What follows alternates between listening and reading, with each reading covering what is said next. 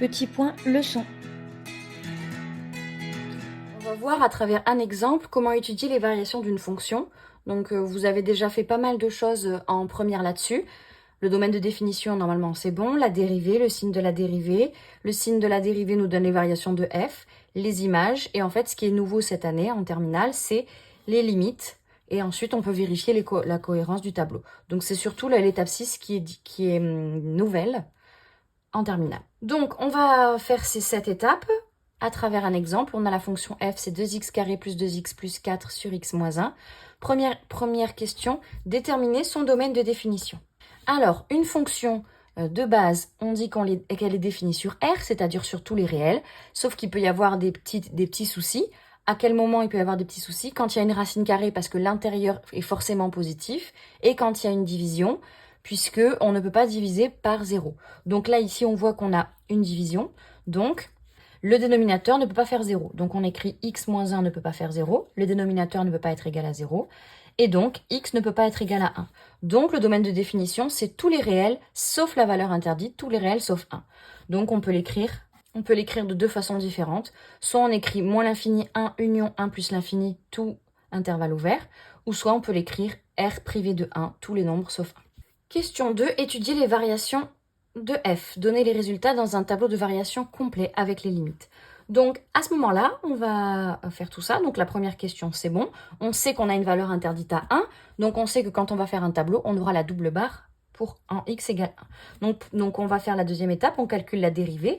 Donc on reconnaît la formule u sur v pour faire la dérivée. Avec le u, c'est le numérateur 2x carré plus 2x plus 4. Et le v, c'est le dénominateur x moins 1. On dérive ensuite le u. U, c'est 2x carré plus 2x plus 4. La dérivée de 2x carré, c'est 4x. Et la dérivée de plus 2x, c'est plus 2.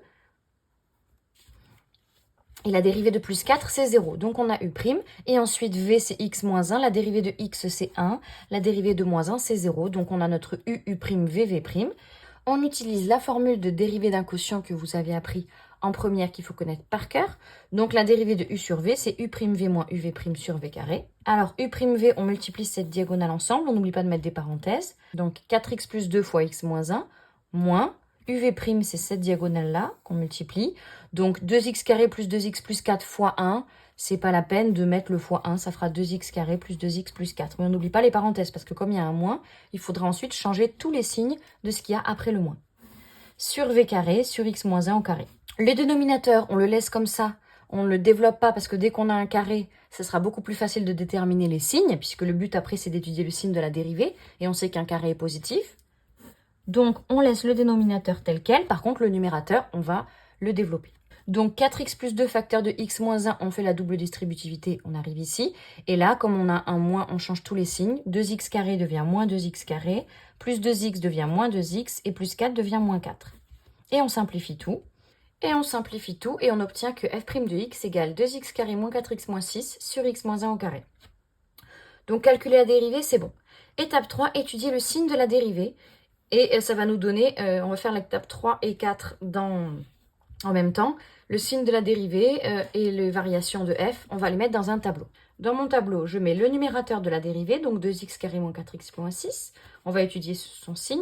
Ensuite, je mets le dénominateur, donc x moins 1 au carré. Ensuite, entre les deux lignes, je ferai une division et je trouverai le signe de f'. Et le signe de f' me donnera les variations de f. Donc, maintenant, pour étudier les signes de 2x carré moins 4x moins 6, c'est un polynôme du second degré. Donc, pour étudier son signe, on peut faire delta. Si vous avez du mal avec delta, vous pouvez regarder la vidéo de première, polynôme du second degré. Donc, on fait delta, on trouve 64. 64 est un nombre positif, donc on a deux solutions. Et on trouve que nos deux solutions sont moins 1 et 3. On met moins 1 et 3 dans notre tableau. Et enfin, le dénominateur s'annule à 1. C'est notre valeur interdite, donc on met 1 aussi dans le tableau. On met des petits pointillés, on voit qu'il y aura 4 cases à remplir. Donc, notre numérateur, d'après delta, s'annule à moins 1 et à 3. Donc, on met 1, 0, à moins 1 et à 3. Et ensuite, on sait qu'un polynôme du second degré est du signe de a à l'extérieur des racines. Donc, les racines sont ici et ici. À l'extérieur, ce sera là et là. Et à l'extérieur, ce sera du signe de a. Ici, a, et c'est 2. Donc, c'est positif à l'extérieur. Donc, on met des plus à l'extérieur des racines et donc moins à l'intérieur. Ensuite, x moins 1 au carré s'annule à 1. Donc, ça, elle s'annule à x moins 1 au carré s'annule à 1. Et comme c'est un carré, c'est toujours positif. Donc, on met des plus dans toutes les cases. Et ensuite, une fois qu'on a ces deux lignes, on va faire une division. Donc, plus divisé par plus, ça nous donne plus. Moins divisé par plus, ça nous donne moins. Moins divisé par plus, ça nous donne moins. Plus divisé par plus, ça nous donne plus. Il nous reste à rajouter les zéros. Donc, là, on a un 0. Ici, à 3 aussi, on a un 0. Par contre, ce 0-là, c'est le nombre qui annule les dénominateurs. Et comme on a un quotient maintenant, f' c'est un quotient, le dénominateur ne peut pas s'annuler. Donc, quand ça annule le dénominateur, c'est une valeur interdite. On met une double barre qu'on reporte sur la dernière ligne. Et enfin, le signe de la dérivée nous donne les variations de f. On en est à l'étape 4. Donc, comme f' est positive, ici, on met une flèche qui monte. Ensuite, entre moins 1 et 1, f' est négatif, donc f sera décroissante. Ensuite, entre 1 et 3, f' est toujours négatif, donc f sera décroissante. Et enfin, entre 3 et plus l'infini, f' est positif, donc f sera croissante. Donc là, finalement, on a fait l'étape 4. Il nous reste 5, 6, 7. Donc, dans notre tableau, il nous reste à calculer ces 6 endroits-là. Donc ici, ce sera la limite lorsque x tend vers moins l'infini de la fonction f. On le notera ici dans le tableau. De la même façon, ici, ce sera la limite lorsque x tend vers plus l'infini de la fonction f. Donc les limites en l'infini ici. Ici, pas de problème, ce sera juste f de moins 1. Ici, ce sera f de 3. Et là, comme on a une valeur interdite, on ne peut pas calculer l'image de 1, on ne peut pas calculer f de 1. Donc, on va calculer la limite en 1 à droite et à gauche. Donc, limite lorsque x tend vers 1 plus de f de x, la limite à droite. Et limite lorsque x tend vers 1 moins de f de x, la limite à gauche. Donc, on commence par le plus facile, les images. On fait attention parce qu'on a la fonction f et la fonction f'. On ne va plus utiliser la fonction f' pour faire les calculs. Puisque toute cette ligne-là, c'est variation de f. Donc, on reprend la fonction f de départ, c'est-à-dire 2x carré plus 2x plus 4 sur x moins 1. Donc, f de moins 1, l'image de moins 1, c'est 2 fois moins 1 au carré plus 2 fois moins 1 plus 4 sur moins 1 moins 1. Et on trouve que l'image de moins 1, c'est moins 2. On fait pareil avec 3. L'image de 3, c'est 2 fois 3 au carré plus 2 fois 3 plus 4 sur 3 moins 1. Et on trouve que f de 3 égale 14. Donc, maintenant, on réécrit l'image de moins 1, l'image de 3 dans le tableau. Donc l'image de moins 1, on a vu que c'était moins 2, on le met dans le tableau. Et l'image de 3, c'est 14, on le met dans le tableau. Maintenant, on va passer aux limites en plus et en moins l'infini. Donc on cherche la limite en moins l'infini de f de x. Donc f de x, c'est 2x carré plus 2x plus 4 sur x moins 1. Donc quand on remplace x par moins l'infini, on va avoir une forme indéterminée. On va avoir plus l'infini moins l'infini en haut et l'infini sur l'infini. Donc, si vous voulez être à l'aise avec ça, vous pouvez regarder la vidéo pour lever les indéterminations. Donc ici, on factorise par le plus haut degré, donc on factorise par x carré au numérateur. On obtient x carré facteur de 2 plus 2 sur x plus 4 sur x carré. Et on factorise par x au dénominateur. On obtient x facteur de 1 moins 1 sur x. Et ensuite, on peut barrer un x en haut et en bas. Donc si on en barre un en haut, il en reste un. Et si on barre celui d'en bas, il n'en reste plus. Donc f de x qui vaut 2x carré plus 2x plus 4 sur x moins 1 peut aussi s'écrire x facteur de 2 plus 2 sur x plus 4 sur x carré divisé par 1 moins 1 sur x. Et là, on peut faire morceau par morceau. Donc on va regarder d'abord le numérateur. Alors, quand on remplace x par moins l'infini, quelle est la limite de x? Moins l'infini. Ensuite, quand on remplace x par moins l'infini, donc on dit 2 plus 2 sur moins l'infini plus 4 sur moins l'infini au carré. 2 sur moins l'infini, la limite c'est 0. 4 sur moins l'infini au carré, ça nous donne 4 sur plus l'infini. La limite c'est 0. La limite de 2, c'est 2. Donc ça fait 2 plus 0, ça nous donne 2. Et ensuite, on fait par produit. Moins l'infini fois 2, ça nous donne moins l'infini. Donc, le numérateur tend vers moins l'infini.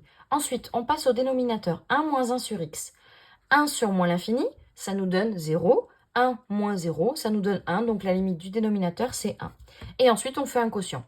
Moins l'infini divisé par 1, ça reste moins l'infini. On obtient moins l'infini qu'on met dans le tableau. Quand x vaut moins l'infini, la limite, c'est moins l'infini. On le met ici. On procède de la même façon en plus l'infini. On reprend cette forme-là qu'on avait déjà simplifiée.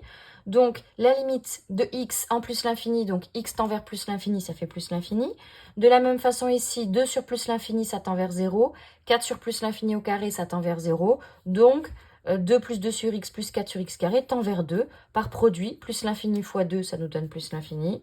La limite maintenant du dénominateur, 1 moins 1 sur plus l'infini. 1 sur plus l'infini, ça tend vers 0. Donc, 1 moins 0, ça tend vers 1. Et par quotient, plus l'infini divisé par 1, plus l'infini. Donc, la limite en plus l'infini, c'est plus l'infini. On la reporte dans le tableau.